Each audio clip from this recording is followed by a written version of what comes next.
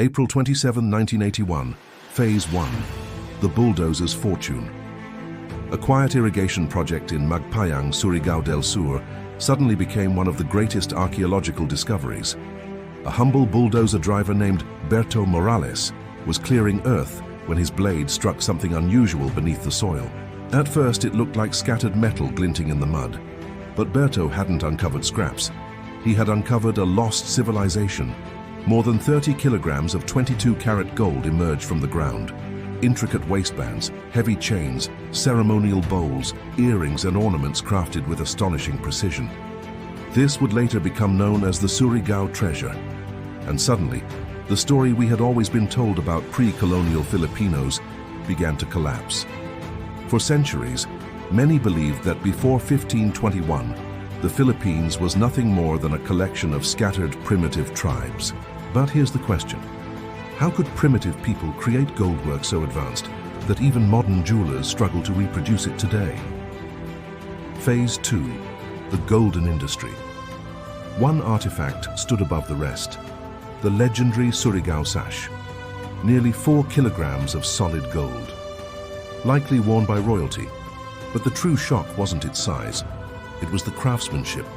Ancient Filipino goldsmiths mastered techniques like granulation and filigree, methods requiring extreme heat control, microscopic precision, and years of expertise. These weren't crude decorations, they were luxury items worthy of kings. The gold reveals two undeniable truths. First, the Philippines was once known as a land overflowing with wealth. Ancient Chinese records described parts of Luzon as a rich trading region. Second, wealth like this only exists in organized societies. You do not create royal gold regalia in isolated villages with no structure.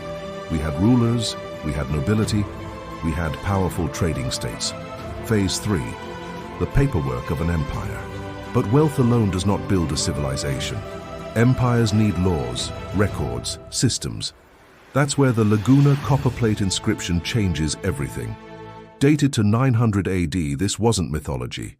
It was a legal document clearing a man named Namwaran of debt under the authority of the chief of Tondo.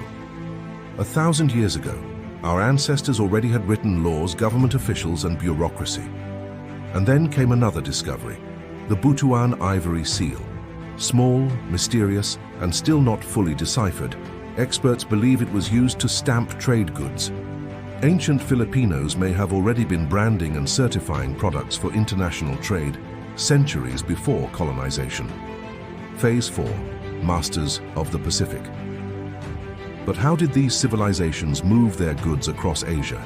Not with rafts, with ships powerful enough to dominate the seas. The Balangay proved that ancient Filipinos were master shipbuilders. These massive wooden vessels could carry entire communities across open waters. And then there was the Karakoa. Fast, deadly, beautiful. The warships of the Visayas were feared across Southeast Asia. With multiple banks of rowers, some historians describe them as the Ferraris of the ancient sea. While much of Europe struggled through the Dark Ages, our ancestors were navigating the maritime Silk Road, trading with China, Champa, and Java. The Philippines was not isolated. We were connected to the world. Phase 5, the Great Omission. So here's the question. If our ancestors were this advanced, why didn't we grow up learning this in school? When the Spanish arrived, they didn't just bring religion, they brought a new narrative. To justify colonization, the civilized needed the uncivilized. Much of our history, written on bamboo, bark, and leaves, disappeared through time, neglect, and destruction. But gold survives. Ships survive. The discoveries of Surigao and Laguna stand as proof that long before colonization, the Philippines possessed wealth, technology, law, and maritime power. We were never simply discovered. We were already a civilization, a thriving one. Don't forget to like and subscribe. Stay curious, Philippines.